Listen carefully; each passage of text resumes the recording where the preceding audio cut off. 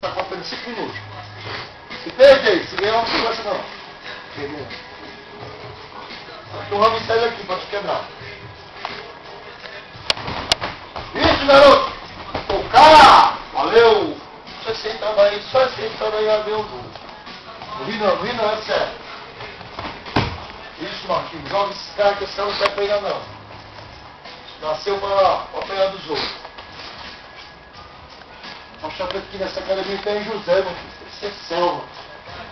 Não é espanhol. Se tiver 5, quer ser preto, tem que ganhar todo mundo.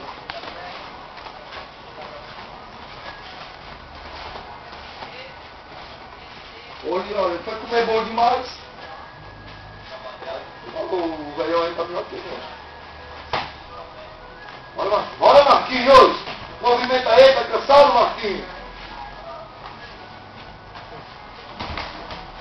É, bater esse trato. Isso, Marquinhos! Bater! Aí toca direito, vai dar as costas pra mim? Vai! Shido! Hajime! Tá ganhando a luta, Marquinhos. Ele não entrou não. Quer dar contra-ataque. Se quiser sentar, pode, viu, pessoal?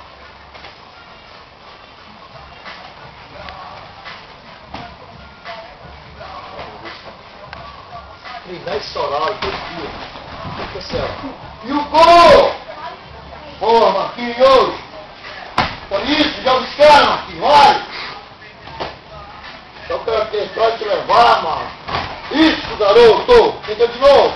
3 vezes seguidas que eu pulo ele, 3 vezes seguidas. Isso!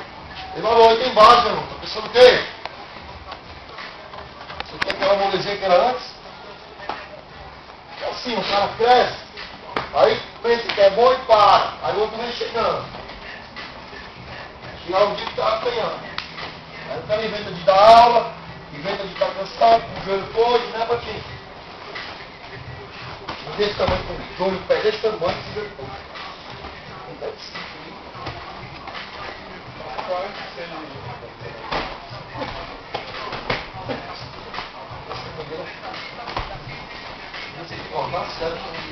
Au! E o gol! Vai correr, né?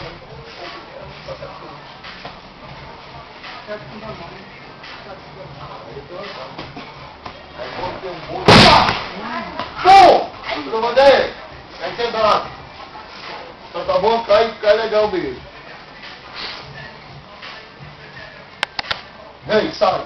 Licença! O quarto